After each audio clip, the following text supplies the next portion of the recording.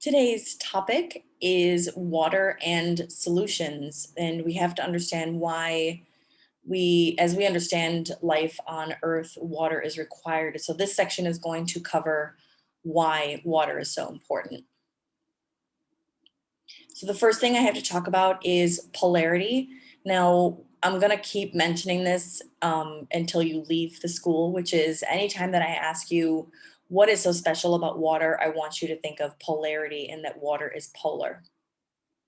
So in water, hydrogen and oxygen atoms share a covalent bond, but the big difference is they don't share the electrons equally. Oxygen has a greater ability to attract electrons. It has to do with electronegativity, which we'll discuss in chemistry later on, which is an element's ability to attract electrons when it's in a covalent compound. So oxygen attracts electrons more, which means even though they are sharing electrons, so the electrons are being shared between this oxygen and this hydrogen, like this, and the two electrons that are shared between the oxygen and hydrogen on the right-hand side. But as I said, the electrons are mostly attracted to oxygen, so they spend most of their time around oxygen, which makes, if you divide it like this is, it makes the oxygen half of the water molecule slightly negative, which is shown by, I think this is a lowercase delta. I don't know my Greek alphabet that well. Anyway, that little squiggly with a minus sign, it shows a partial charge. So it's not a whole -1 charge, it's a little bit negative. And because the hydrogen atoms don't have the electrons most of the time, that makes them slightly positive. Now, this having two opposite ends of a molecule is what is called polar.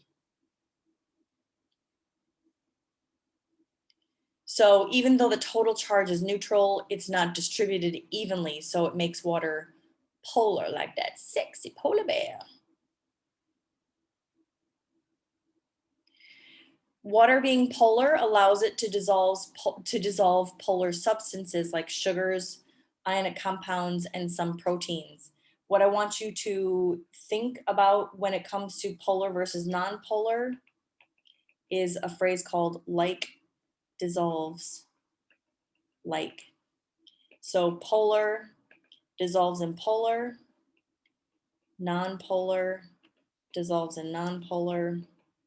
And if you mix the two, they do not mix, which I'll talk about on the next slide. So like dissolves like. That means that nonpolar substances can dissolve in nonpolar substances and polar and blah, like that. Okay. So like I said, like dissolves like. If you have a nonpolar substance that you mix with water, for example, oil, they do not mix. And I know that we're all familiar with oil and water. That's because oil is nonpolar and water is polar, which is why even if you shake it up, eventually they push each other apart because they don't like to be near each other. We're putting a nonpolar substance on the bottom, and we have dissolved a nonpolar solid in the nonpolar, I can't remember what she said the bottom substance was. The next thing we're going to do is we're going to pour polar water. I think it's water, polar water on top, and you see how they separate themselves. So it's automatic. Even if you shake it up and you temporarily mix them, they're going to automatically orient themselves away. So carbon tetrachloride is on the bottom. And now we're going to put a third nonpolar liquid on top. So you see the nonpolar is not mixing with the water. But watch what happens when they shake it up again. The two nonpolar substances will dissolve in each other and sink to the bottom, pushing the water out to be on top. So that demonstrates like dissolves like. So we have to discuss what properties result from polarity and what that means. So the polarity of water makes water molecules attracted to each other. So you imagine if you have, I'll do it on the next screen and I'll come back. So just want to draw here. So the big red ball is oxygen. So that's the one that's slightly negative. And then the hydrogens are slightly positive. So if you have another water molecule here, which is slightly negative, and we know what happens between positive and negative, they attract. But this is only slightly positive and slightly negative, so they slightly attract, which is why we use a dotted line to represent hydrogen bonds. So hydrogen bonds are a very weak bond. Well, I shouldn't say very weak, but it's weaker than ionic and covalent. And so for ionic and covalent bonds, we use a solid line to indicate that a bond is there. A hydrogen bond is more easily broken than covalent, so we use a dotted line here. And you can see all the dotted lines are between the blue hydrogen and the red oxygen. So a hydrogen, excuse me, a hydrogen bond is the force of attraction between hydrogen with a partial positive charge and another atom or molecule with a partial or full negative charge. The number of bonds depends on which state the water is in. For water in the solid state, all of the molecules are hydrogen bonded together. For liquid, it is less. And obviously for water vapor, it would be even less than that. Okay, so I want to try to keep this as clear as possible. So far we discussed polarity, which leads to hydrogen bonding. Now I'm going to talk about properties that result from hydrogen bonding. And these are what we really focus on in biology because they're very important. So the first one is cohesion. Again, with the vocab, co means together. If you think of cooperate, it means to operate together, and hesion means to stick.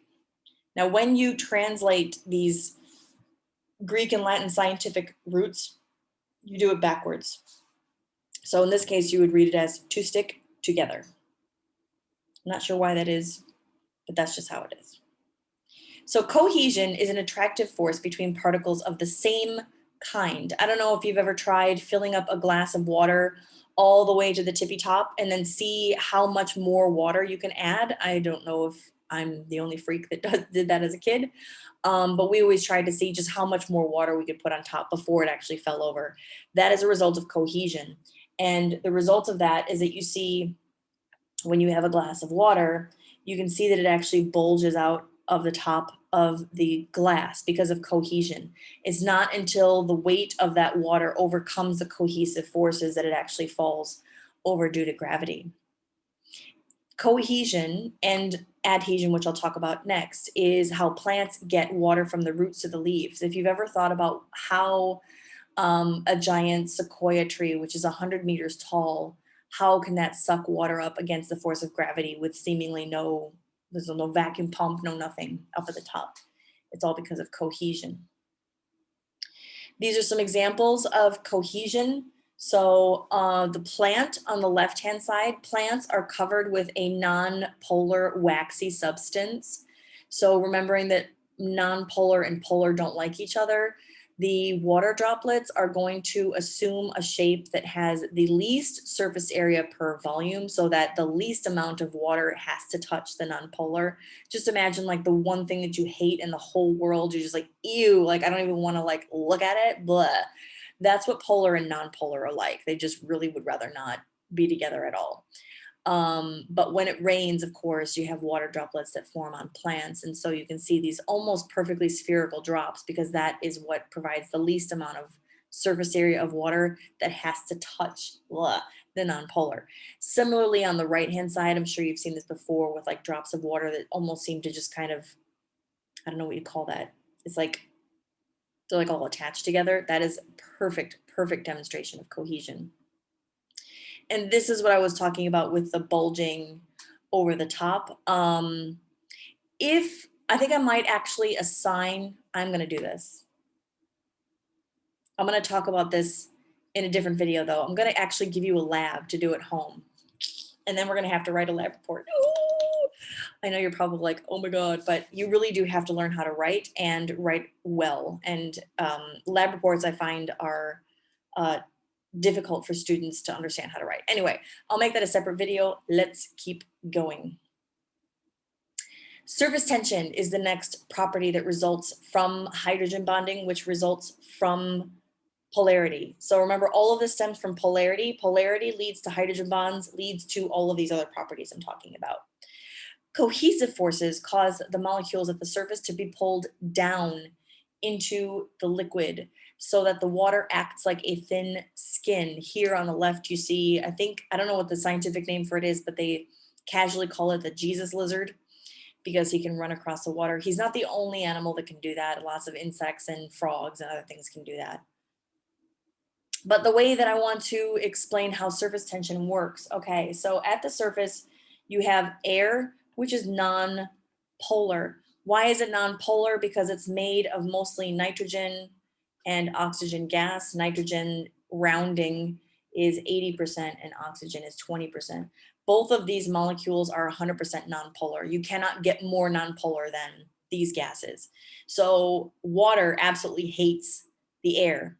So normally, I don't know how far you are in physics, if you've studied forces or vectors or any of that kind of stuff, but because these water molecules at the surface here really don't like the air molecules above it, it's going to make these attractive forces even stronger, and it all pulls down towards the other water molecules, down and across.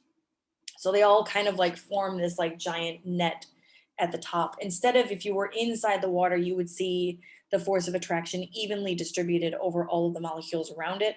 But here you've got these missing water molecules because it's air. So the force that would have been directed upward is added to the force that's directed downward. Okay, adhesion. Remember I said cohesion is to stick together, adhesion to stick to something different. So this is a force of attraction between unlike substances. So you see the spider web there. It's what causes the droplets to stick to the spider web. It is also what causes this, what's called the meniscus. When you have narrow glass tubes, the water is attracted to the sides of the glass. Okay, so adhesion causes the water to be attracted to the glass and it kind of crawls up the sides you see here. And that's what causes this U shape.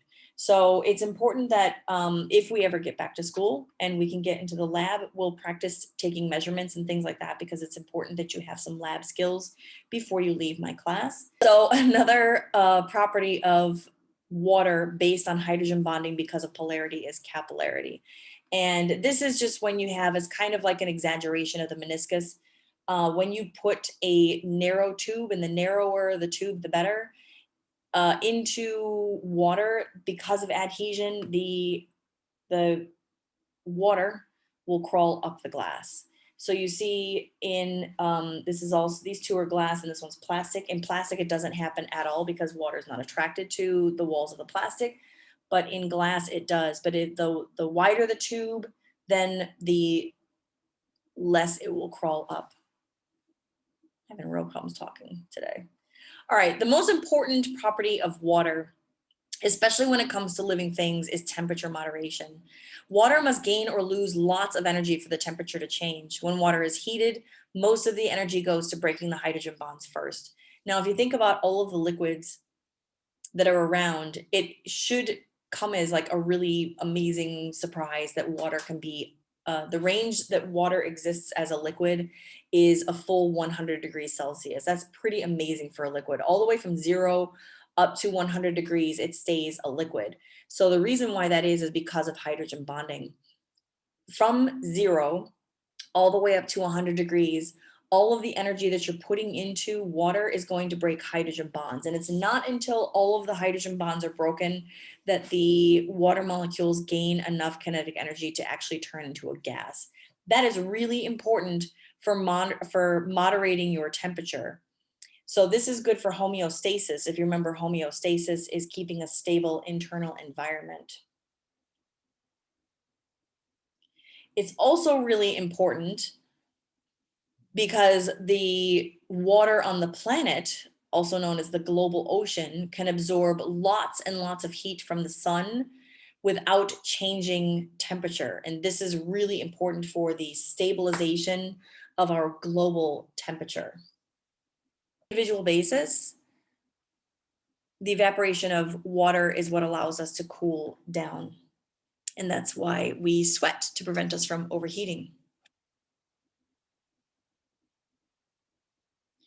Okay, now I think the last thing, I think is the last thing, I'm not sure, maybe, I don't know. The density of ice. So this is another very unique property of water in the fact that its solid form is less dense than its liquid form. Most solids are more dense than their liquids. And this is due to the shape that the water molecules take when they become a solid. So on the left-hand side, you're looking at liquid water, and on the right-hand side, you're looking at solid water. And you see how much more space there is between the water molecules when it's a solid, and it actually takes on a geometric shape of a hexagon. I think that is 1, 2, 3, 4, 5, 6. Yeah, hexagon. So when it freezes, the angles between the hydrogen atoms become more wide. Yeah. So ice crystals have lots of space. How that's beneficial to life is that when you have something like a small body of water, like a pond or a lake, the top of it can freeze and it actually becomes insulating. That protects the aquatic life below.